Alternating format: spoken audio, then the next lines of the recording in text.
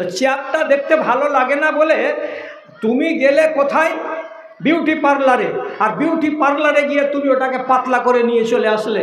চওড়াটা তোমাকে ভালো লাগে না, পাতলাটা ভালো লাগে।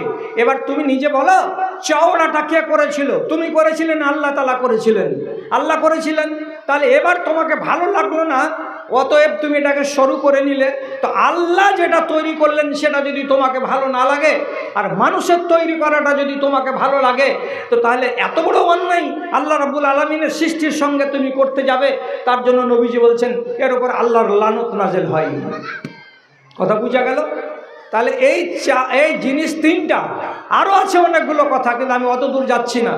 এই জিনিস থেকে আমাকে আর আপনাকে অত্যন্ত দূরত্ব বজায় রাখতে হবে। আস্তে আস্তে আল্লাহ তাআলা আমাদের মায়েদের উপরে রহম করে। এই রোগটা আপনাদের ভেতরে কেন এলো? কেন এলো বলতে কি, যে নারীর বিয়ে লাগছে, বিয়ের কালে আমাদের গ্রামে গঞ্জের মেয়েরাও ড্রেস করছে, সাজছে। তো প্রত্যেকটা ভালো ভালো ধনী ধনী বাড়ির মেয়ে তাকে বিউটি পার্লার থেকে লোক আনিয়ে 3000 4000 টাকা ফি দিয়ে ওকে সাজাচ্ছে।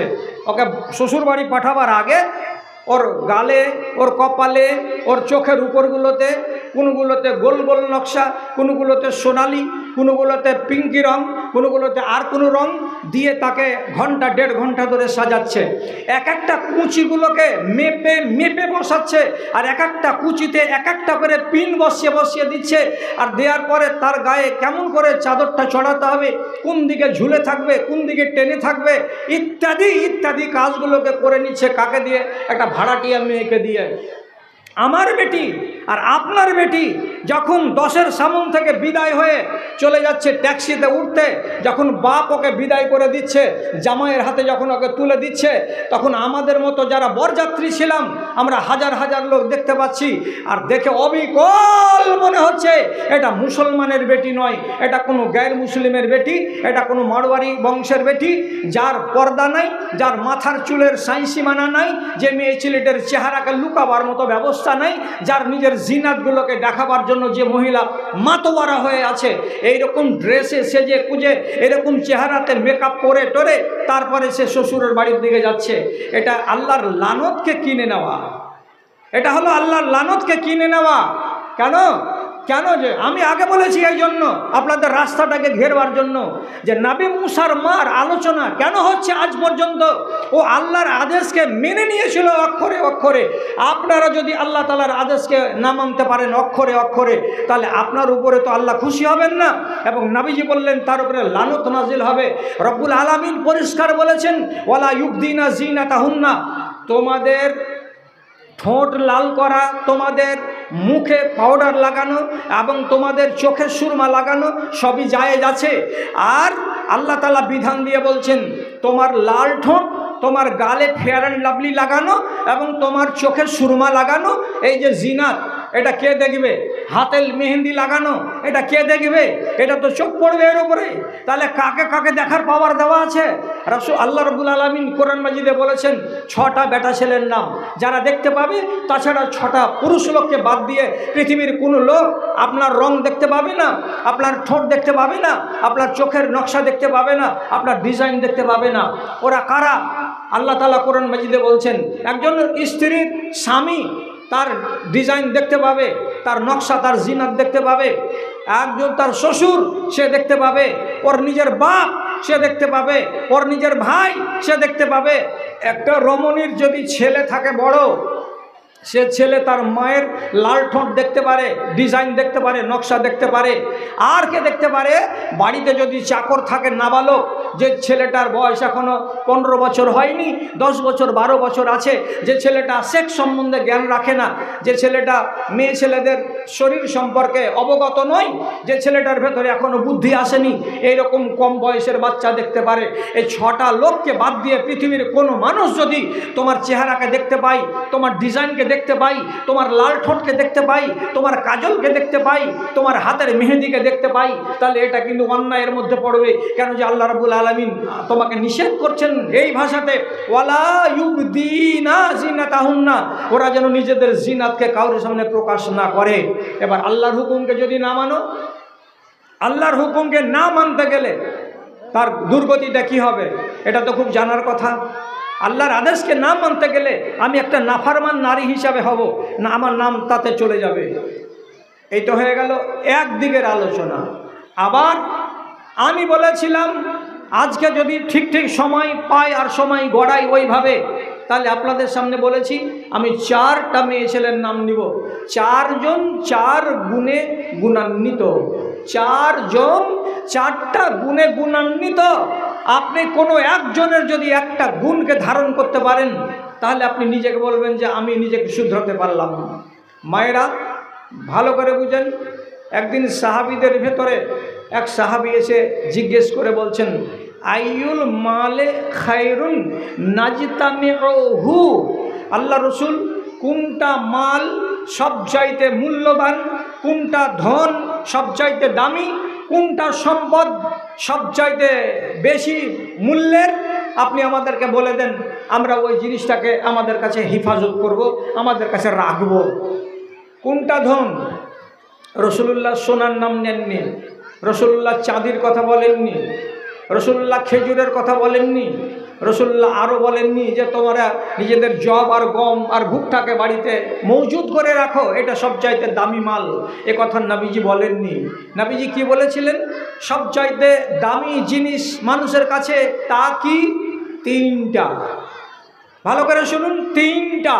কি কি 3টা? নবীজি বলছেন, কালবুন শাকিরুন ওয়া লিসানুন যাকিরুন ওয়া যাওজাতুন সালিহাতুন তুইনু আলা আমরি দীনিহি ওয়া দুনিয়াহু। যদি তোমার কাছে একটা জিহ্বা থাকে, যেই জিহ্বাটা নড়ে, তো নড়ে তো বাজে কথাতে নড়ে না, ভালো কথাতে নড়ে। কেমন ভালো কথাতে নড়ে? কাজ করতে করতে কপালে ঘাম চলে এসেছে, খাস্তানা লেগে গেল, আপনার মুখ দিয়ে বেরিয়ে গেল আল্লাহু আকবার। ক্লান্তি লেগেছে খুব, তো মুখ দিয়ে বেরিয়ে গেল আল্লাহু আকবার। এই চলে দিক যান, হয় এই ছেলেটিকে হঠাৎ, আরিফ সবটিকে হঠাৎ দিকে, হয় হট হট হট ওদিকে যা। কাজ করতে করতে আপনার মুখ দিয়ে বেরিয়ে গেল হঠাৎ এমনিতে, আস্তাগফিরুল্লাহ। মাঝে মাঝে দিনে 2 বার 4 বার 5 বার 7 বার 10 বার, যখন তখন একবার করে জন্য আপনার মুখ দিয়ে বেরিয়ে যায় কি কথাটা? আস্তাগফিরুল্লাহ। কোনো বড় শব্দ কি? কয় মিনিট লাগলো আমাকে বলতে আস্তাগফিরুল্লাহ। তাহলে আপনার মুখটা দিয়ে যদি দিনে আর রাতে যখন তখন এমন ভালো কথাগুলো বেরোয়, কি কথা? কখনো কখনো বলে দিলেন সুবহানাল্লাহ, কখনো কখনো বলে দিলেন আল্লাহু আকবার, কখনো কখনো বলে দিলেন আলহামদুলিল্লাহ, কখনো কখনো বলে দিলেন লা ইলাহা ইল্লাল্লাহ। তাহলে এই জিহ্বাটা হলো কি? তো নবীজি বলছেন লিসানুন যাকিরুন, আল্লাহ রাব্বুল আলামিনকে স্মরণকারী এটা জিহ্বা। এই একটা গুণ নবীজি বলছেন, যদি ধন বাড়িতে জমা করে রাখতে চাও, তাহলে এটা একটা বিশাল বড় ধন তোমার কাছে থাকতে পারে কবরে যাওয়া পর্যন্ত। এটা আমাদের কাছে কম, এটা আমরা করি না। আমি প্রত্যেকবার রমজান মাসে যেখানে জলসাতে যাই, আমি যে কোনো গ্রামে গেলে খালাদেরকে বলি, মায়েদেরকে বলি, তুমি রান্না করছো সাহারি, রান্না করো, তোমার জেগে থাকাটা ইবাদত।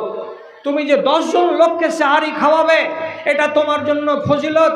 তুমি যে লকড়িটাকে চুলার ভেতরে ঢুকাবে, তো চুলার ভেতরে ঢুকে চুপচাপ চুলার কাছে বসে না থেকে, তোমার যদি 3টা ছোট ছোট সূরা মুখস্থ থাকে, সূরা 3টাকে বলো। যদি তোমার আয়াতুল কুরসি মাথায় থাকে, মনে থাকে, চুলার কাছে বসে বসে আয়াতুল কুরসিটাকে বলো। যদি তোমার ওই টাইমগুলোতে ছোট ছোট আল্লাহর কাছে চাওয়ার দোয়া মুখস্থ থাকে, তাহলে ওই বসে বসে দোয়াগুলোকে বলতে থাকো। তোমার ইবাদতের মিটারটা ঘুরতে থাকবে, ঘুরতে থাকবে, তোমার সংসারের কাজও হবে আর তোমার ইবাদতের চাকা ঘুরতেই থাকবে। ওই টাইমে তোমাকে মুখে আনতে হবে সুবহানাল্লাহি ওয়া বিহামদিহি, কখনো বলতে হবে লা ইলাহা ইল্লাল্লাহ, কখনো বলতে হবে আস্তাগফিরুল্লাহ। লাভ কি আছে? আস্তাগফিরুল্লাহর মানে হলো আল্লাহ তোমার কাছে মাপ চাইছি, এইটা হলো ভাষা। আল্লাহ তোমার কাছে মাপ চাইছি। মানুষের কাছে মাপ চাইতে গেলে মানুষ 10 বার ঘুরিয়ে দিতে পারে, যা তোকে মাপ দিব না, যা তোকে মাপ দিব না, মানুষ দাঁত ঝাড়া দিয়ে পাঠাতে পারে। কিন্তু আল্লাহ রাব্বুল আলামিন তার চরিত্র হলো এইটাই যে তার বান্দা যদি তার সঙ্গে সুলহ করে, চুক্তি করে এবং তার কাছে এসে মাঝে মাঝে বলে আল্লাহ আমি তোমার কাছে মাপ চাইছি, তাহলে ওই বান্দা রব্বুল আলামিনের কাছ থেকে মাপ পাই। আপনারা কি শুনেননি কোনো আলেমের মুখ থেকে আল্লাহ পাকের নবীর আগের গুনাহ মাপ, পিছনের গুনাহ মাপ, তিনার একটাও কোনো গুনাহ ছিল না, অথচ নবী করিম সাল্লাল্লাহু আলাইহি সাল্লাম সারাটা দিনের ভেতরে 100 বার করে বলতেন আস্তাগফিরুল্লাহ। কতবার বললাম? 100 বার আস্তাগফিরুল্লাহ পড়তেন নবীজি। আল্লাহ আমাকে মাপ দাও, আল্লাহ আমাকে মাপ দাও। কি মাপ দিবে আল্লাহ তাআলা তাকে? তার তো গুনাহই নাই, কেন মাপ দিবে? কি মাপ দিবে? এটা তো আপনি প্রশ্ন করবেন। গুনাহ না থাকতে গেলেও আপনি যদি আস্তাগফিরুল্লাহ বলেন তাহলে আপনার দরজা, আপনার স্তর আল্লাহ তাআলার কাছে উঁচু হবে। আপনি যে ক্যাটাগরির ইমানদার, আপনার ইমানটা আরো উপর ক্যাটাগরির ইমানদার হয়ে যাবেন আপনি। এই জন্য আপনাকে আস্তাগফিরুল্লাহ পড়তে বলছি। তাছাড়া একটা মিঠা কথা বলবো, আরই ফটা না এই ছেলেগুলোকে, ওরাকে দূরে যেতে পারো না এখান থেকে। আর একটা সুন্দর কথা বলবো, আল্লাহ তাআলা আপনাকে বিশাল বড় একটা জান্নাত দিবেন। সেই জান্নাত দাও, আমার হাতে দিয়ে দাও, আমি নিয়ে নিচ্ছি, আমি পরে দোয়া করে দেবো। দাও। আচ্ছা, বাড়ি কোথায়? আন্ধারু। ঠিক আছে, আমি এটা মনে রাখছি। আচ্ছা, ছোটগুলো এখানে দিয়ে দাও, ধরিয়ে দাও, আমি একটু পরে নিব। তো কি বলছিলাম কথাটা, আপনাকে আল্লাহ রাব্বুল আলামিন একটা জান্নাত দিবেন।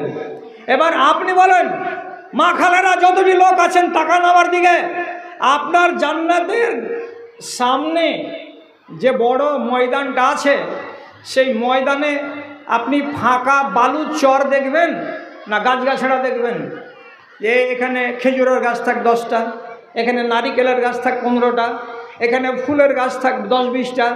আল্লাহ তাআলা তো আপনাকে ছোট মোটো জান্নাত দেবেন না, জান্নাত তো দেবেন বিশাল বড় জান্নাত, বিশাল বড় জান্নাত। এই 1 কাঠা 1 বিঘা 10 বিঘা নয়, হাজার হাজার বিঘা, এতটা একটা জান্নাত। আর একটা জান্নাতের মালিক হবেন আপনি। আপনি বলেন আপনার জান্নাতটা কি ফাঁকা পড়ে থাকবে, না জান্নাতের আগা দিকে গাছ লাগাবেন? যদি বলেন গাছ লাগাবো সুন্দর সুন্দর, তাহলে নবীজি বলেছেন, সহি কথা বলছি, এই মা কতটি তাকাচ্ছ আমার দিকে, কয়জন কথা শুনছো? আমার কথা শুনো। তুমি যদি বলো যে আমার বাগানে আমি গাছ লাগাবো, এখানে আপনি দুনিয়াতে গাছ লাগান, এখানেই লাগাতে হবে। আপনি কটা গাছ লাগাবেন সেটা আপনার হাতে আছে। আপনি যদি বলেন আমি 1 লক্ষটা লাগাবো, আপনার হাতে আছে। আপনি যদি বলেন একটাও গাছ লাগাবো না, সেটাও আপনার হাতে আছে। কি হাতে আছে?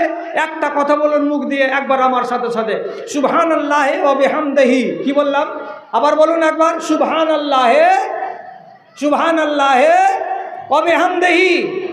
এই একটা শব্দ যদি আপনি বলেন, তাহলে রাসূলুল্লাহ বলেছেন গোরেসাত লাহু নাখলাতুন, ওই লোকটার জন্য তার জান্নাতের সামনের দিকে একটা খেজুরের গাছ লাগানো হয়। আহা, একবার সুবহানাল্লাহি ওয়া বিহামদিহি পড়লাম তো কি হলো? আমার ভাগের জান্নাতে একটা খেজুরের গাছ আল্লাহ তাআলা লাগিয়ে দিলেন। তাহলে আমি যদি বলি যে সুবহানাল্লাহি ওয়া বিহামদিহি কথাটা আমি সারাদিনে 50 বার করে দিব, আলহামদুলিল্লাহ 50টা গাছ আপনার জান্নাতে, আপনার ভাগে রব্বুল আলামিন লাগিয়ে দেবেন। আপনি যেদিন যাবেন সেখানে নিজের চোখে দেখতে পাবেন। তাহলে এত সুন্দর কথাগুলো, এত সুন্দর ফজিলতের আমলগুলো আপনি আর আমি ভুলে যাচ্ছি কেন? যাক, বিধিবিধানের কথা বলছিলাম, আর বলতে গিয়ে আমি গোড়াতে বলেছিলাম 4টা মেয়ে ছেলের কথা আপনাকে বলবো। মুসা নবীর মায়ের কথা শুনলাম, এবার আরেকটা মেয়ে ছেলের নাম বলছি, তার নাম আসিয়া। তার নাম আসিয়া, আয়েশা বলবেন না, তার নাম আসিয়া। এটা হলো ফেরাউনের স্ত্রী। কপাল খারাপ কি, এই জোড়া ফেরাউন এবং তার স্ত্রী, মরদটা হলো পাক্কা বেদিন, পাক্কা কাফের, আর বাড়িওয়ালিটা স্ত্রীটা হচ্ছে পাক্কা মোমেনা, একবারে খাঁটি মোমেনা বেটি ছেলে। আল্লাহ তাআলা আজব জোড়া বানিয়েছিলেন।